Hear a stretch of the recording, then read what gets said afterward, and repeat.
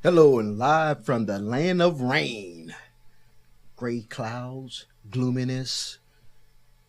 This is the NCCR podcast on the corner of North Road and Filbert. Live from Studio 101B in the heart of Bothell, Washington. It's the NCCR podcast with two outstanding young ladies. One hails from the mean streets of T-Town, Tacoma. The other one hails from the quiet suburban district of Redmond. It's Tacoma grit meeting the IT wet. Ladies and gentlemen, give it up for Kim and Amanda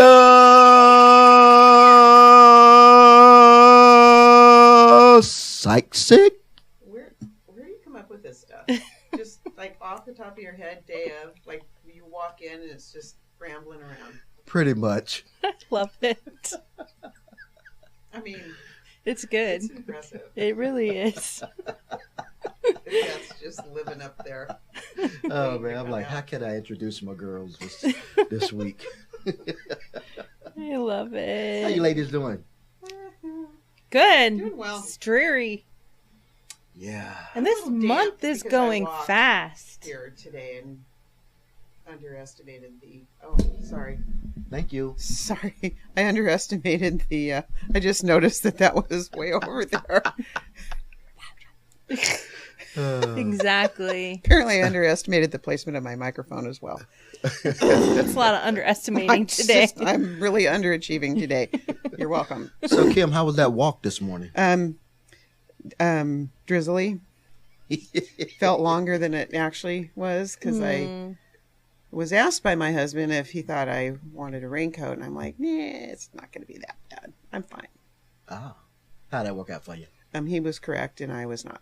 Oh, okay. So there was a reality check. a little bit of one. Ooh, Yes. okay. Kind of similar. A rain check, if you will. Oh, Oh. touche. See what I did there? All right, ladies, take it away. Well, true religion was the topic of the sermon. Yes. And many things kind of popped into my head. One of which was walk the walk, talk the talk. Yeah. Which to me boils down to religious practice versus religious performance. One is a heart thing, and one is exactly what it sounds like. It's just you're coming to church to show off, to show whatever it is you're showing. But God knows your heart, right? Yeah. And we need to come correct. But there's folks that will say, "Oh yes, I follow Christ," and I was going to ask this question later, but I'll ask it now since I kind of already started. But can you tell the difference between religious practice and religious performance, and could you be found guilty of either of those? Yeah. I think the topic yesterday kind of speaks to everybody, right? A lot.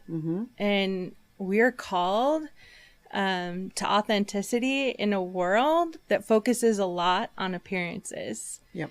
I think it's really important that we are constantly reflecting on our inner intentions and motivations and our relationship with God, because we are corrupt beings, and we could turn something good, right, into something bad.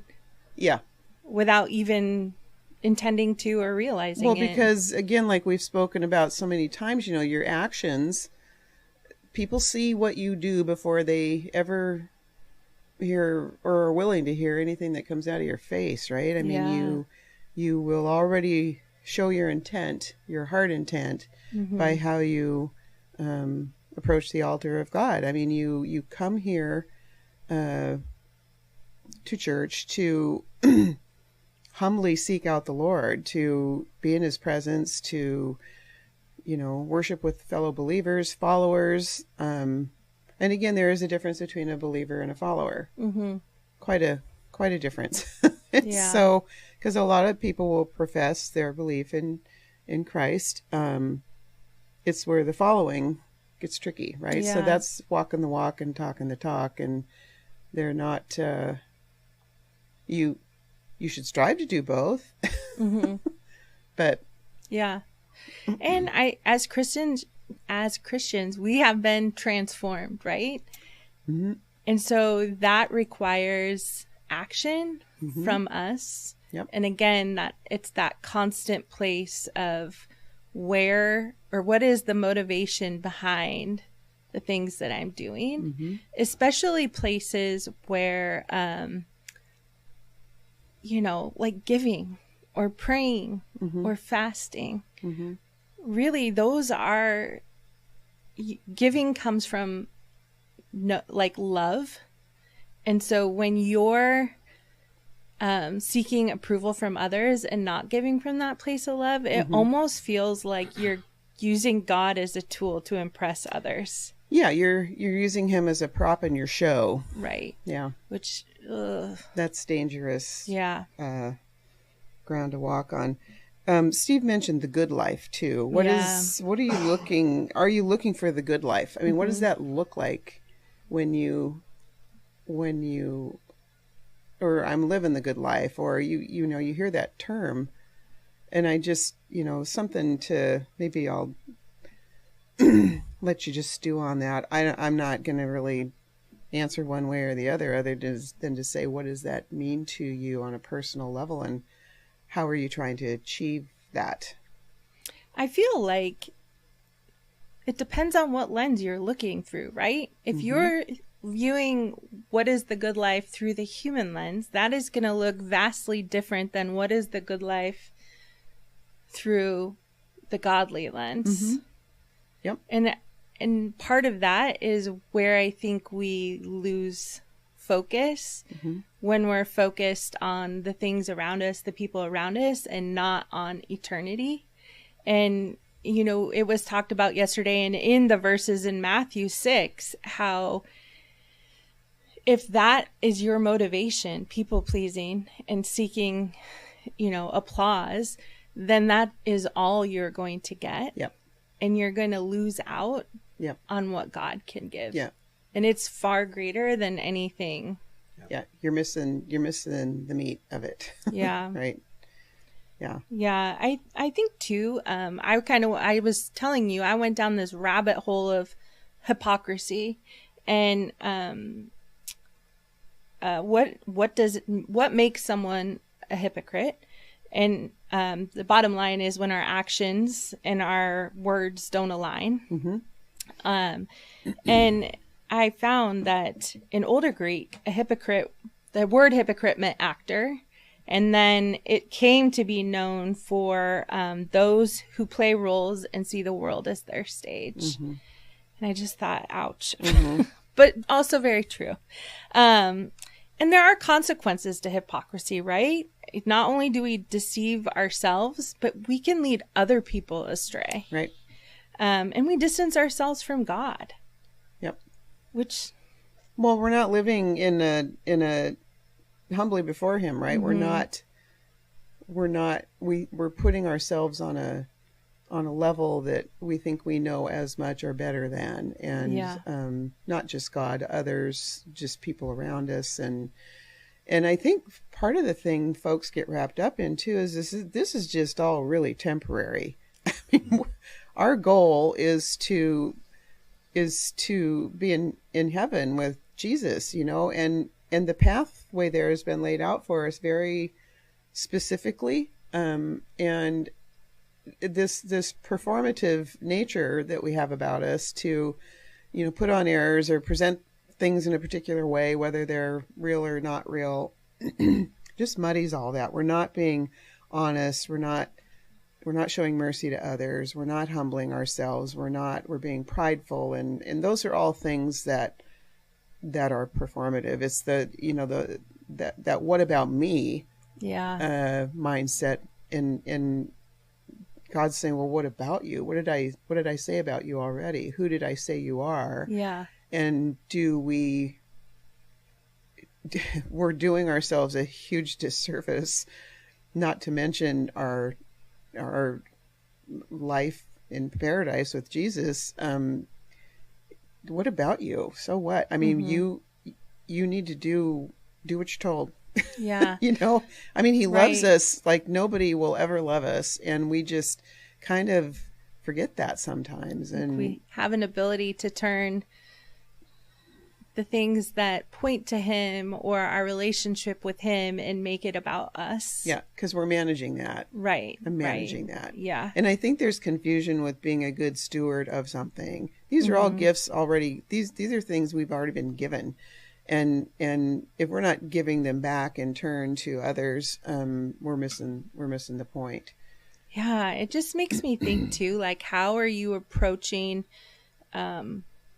your relationship with the Father? Is it from a place of trust and humility and dependence? Mm-hmm. Because if you're seeking applause and performing in church, or really caring what other people think in general. Mm-hmm. Yep. Then your eye is off the prize, right? Yeah. Have you ladies ever wanted to be like someone else in the church because of that outward appearance?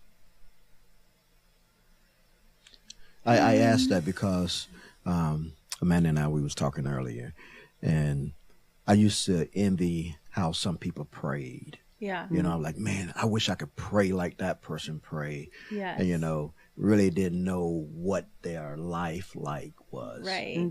After Sunday, Yeah. Sure. Absolutely. Yeah. I also think too, like, God equips us all with different gifts. Yes. And I would say goodness.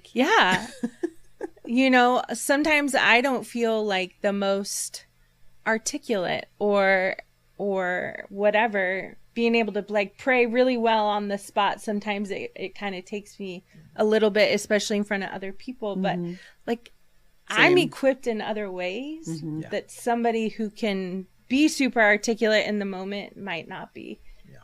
And I need to trust in the Lord and who he says I am and the way that he's made me. Yep. Yeah. I agree. That's a good way to put that. Yep. Right. I don't know. I don't know that I have a whole lot else to offer on this one. I think it's a good sermon to help us be reflective of where our priorities are and what motivates us.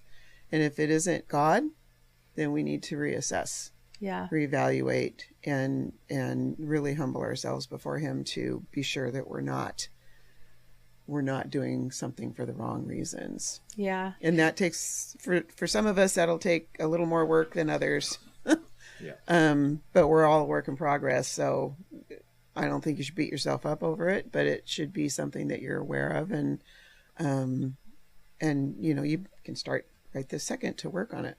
I think too, it's a good reminder that as a church, we're called to gather and create space for accountability and encouragement. Yep. And we, with grace and compassion can cultivate a community that lifts each other up. And when we stumble, be a safe place to share our struggles and reflect God's love authentically.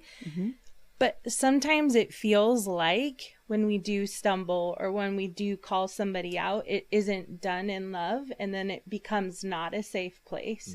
So while we are talking about what are the reasons behind doing that, I also feel like as a church community, what does that look like for us to help each other and encourage each other as we we go forward? And, we're all a work in progress. Yep.